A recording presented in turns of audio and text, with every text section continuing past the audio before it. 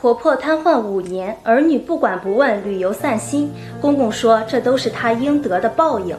这到底是怎么一回事呢？大家听我细细道来。小燕在和老公结婚之前，大姑姐就已经嫁人了。但小燕在结婚之前，还是了解了大姑姐和婆婆之间的事情。听完整件事啊，确实让小燕匪夷所思。她不敢相信一个做母亲的能够有如此狠的心，她不敢相信一个做母亲的在子女身上会打这样的主意。事情呢是这样的，大姑姐大学毕业之后要和交往了2年的男朋友结婚，男朋友是外地的，家里比较有钱，也是一个独生子。俩人有了结婚打算之后，男朋友就让家里人在当地买了一套3居室的房子，想着以后两人结婚作为两人的婚房。婆婆知道大姑姐谈了一个有钱的男朋友之后呢，先是3番2次的去找人家借钱，对方看在大姑姐的面子上，前前后后总共借给了婆婆6万块钱。但是婆婆却用这个钱去还了她欠下的赌债。事后大姑姐知道了这件事，特别生气。婆婆这边却在骂大姑姐是个白眼狼。俩人好不容易熬到大学毕业，大姑姐回来跟家里人说自己要结婚。本来呢，结婚是件喜事，可是婆婆又闹幺蛾子。婆婆对大姑姐的男朋友说，我女儿是个大学生，可优秀了，她现在也不愁嫁，很抢手。你要是觉得你俩是真心相爱，彩礼必须30万，1分也不能少。大姑姐听到母亲说完，顿时惊呆了，于是就跟婆婆大吵了一架。可是婆婆丝毫不妥协，还对大姑姐说，你傻呀，他们家有的是钱，这点钱肯定拿得出，你就不能让你妈享享福吗？她要是不肯给这点彩礼，说明这2年你也白跟她了。她既然爱你，就要让她拿出钱来证明。最后大姑姐的男友还是把这30万给了。可是大姑姐跟婆婆之间的关系却出现了很大的裂痕。本来呢，大姑姐想着婆婆可能只是为了考验俩人，等俩人结完婚了，说不定婆婆就把这彩礼给退了。可是结完婚，婆婆不仅没有退彩礼，还没有给大姑姐准备任何嫁妆，而且还用那些彩礼给自己买了套房子。虽说老公并不介意这些，但是老公的家里人非常的看不起大姑姐，偶尔还会讽刺地说，你妈可真厉害，拿着你的彩礼钱给自己买了一套房子，她自己倒是住得挺安心啊。大姑姐面子上非常的挂不住，从此跟婆婆也就面和心不和了。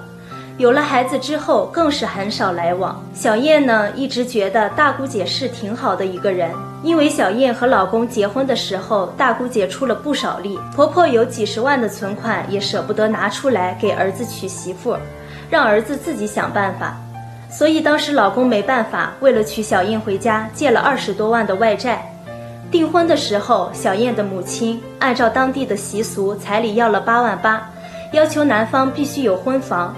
母亲给小燕陪嫁一辆车子。老公本来想着回去跟婆婆借钱，可是婆婆知道这件事情后压根儿不理，还对自己的儿子说，你有多大的本事就耍多大的威风，你要是没钱，这个媳妇儿你就别娶了，我可没有义务给你娶媳妇儿。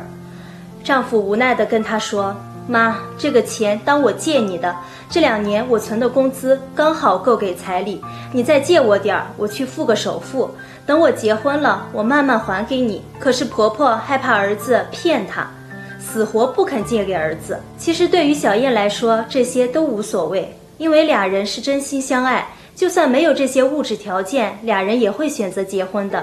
婚后小燕很想和婆婆好好相处，可是婆婆呢，总是一副很高傲的样子，觉得小燕夫妇以后肯定还会有求于她，所以跟小燕说话的时候也是一副高高在上的语气。平时过年过节，小燕夫妇给双方父母买的东西都一样，俩人给小燕父母送的时候，父母都特别开心，说话也是和和气气的，回礼也会一大堆。可是当俩人给婆婆送礼时，就算大过年，婆婆也不会留他们在家里吃饭。婆婆还总是嘲笑着说，我这儿子生了和没生一样，别人用1辆车就把他给收买了，话里话外都在贬低自己的儿子。时间长了，小燕跟婆婆的关系也就很平淡了，丝毫没有家人的那种感觉，反而呢，俩人跟小燕的父母关系特别亲近，一家人时常聚餐。天有不测风云，1年后婆婆出车祸，导致瘫痪，下半身不能动，接下来的日子只能在床上度过。在医院住了1年多，婆婆之前的存款也花得差不多了，儿女也尽了一点绵薄之力，但都是杯水车薪。公公只好带婆婆回家休养。婆婆瘫痪的几年都是公公一直在身边照顾，儿女很少去看她。小燕这个做儿媳妇的偶尔还过去看一看，但是大姑姐基本上就是不闻不问，自己呢还经常带着孩子出去旅游散心。小燕跟公公说起，如今婆婆瘫痪5年，儿女不管不问还出去旅游散心。